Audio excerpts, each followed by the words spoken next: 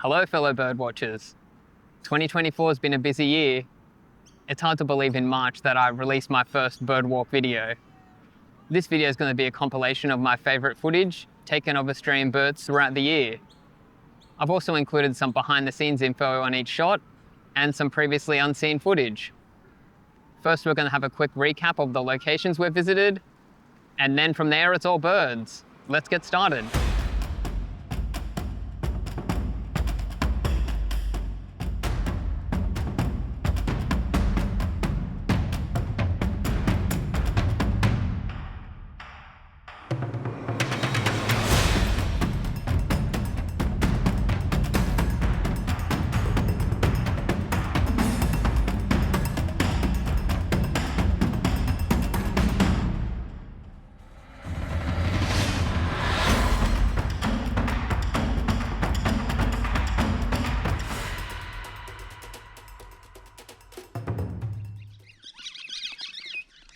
Okay, first up we have a group of Australian ringnecks that we ran into at Mosquito Creek Road, Coolmunda.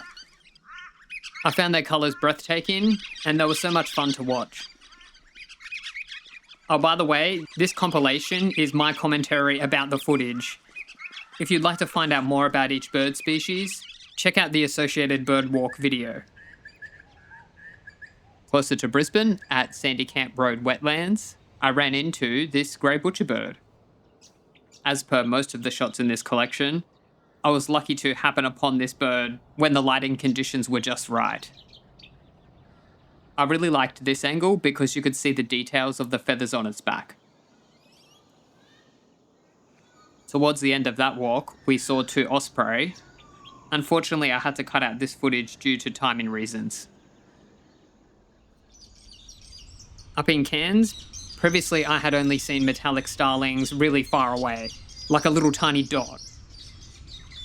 When I saw this group and how close they were, I was amazed by the amount of iridescence that their plumage really gives off. And they're incredibly noisy. We also met these bushstone curlew in Cairns CBD. They were inquisitive but still wary, and they seemed to know how to cross the road okay.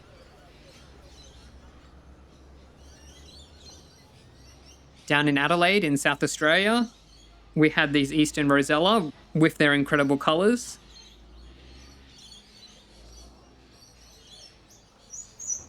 The Adelaide city streets were filled with heaps of bird life, like New Holland honeyeaters. I was impressed by how these small balcony gardens were able to attract so many birds. Our final Adelaidean bird was the scarlet robin. This one was particularly special because they're rare in southeast Queensland, and because of the low lighting conditions, it took almost an hour to get usable footage. Heading back home, we visited Brisbane Airport, which is home to a surprising number of different bird species. I like this particular scene because of how the water is reflecting the light onto these dusky moorhens. I was also very fortunate to see this Nankeen night heron out in the open and up close. With this shot, I was almost at max zoom and I was sitting in wet mud to try and keep the footage stable. I think it was worth it.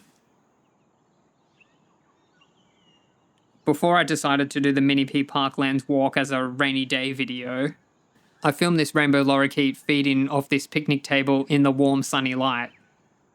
Unfortunately, I couldn't put this in the video because it would have been out of place.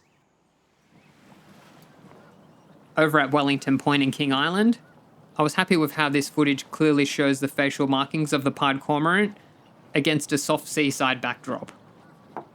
Normally when you see these, they're in harsh lighting, so this was a nice change. We also had the scarlet honeyeater. I know many viewers like seeing the birds sing, so this particular shot is more about the sound.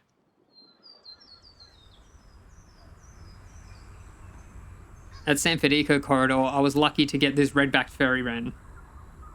They're a challenging bird to get footage and photos of because they require optimal lighting. If the exposure's too bright, you'll blow away that beautiful red on the back, and if it's too dark, you'll lose the detail in the eyes. And our final bird, my favourite fairy wren, the variegated. And we're done. Those are my favourite 2024 Australian birds. If you enjoyed this video, be sure to give it a like, and if you know anyone interested in birds, it'd be great if you could share this video with them. Thank you all for your support over the year, and I wish you a wonderful bird-filled 2025 and beyond. Thanks again, happy bird watching, and I'll see you next time.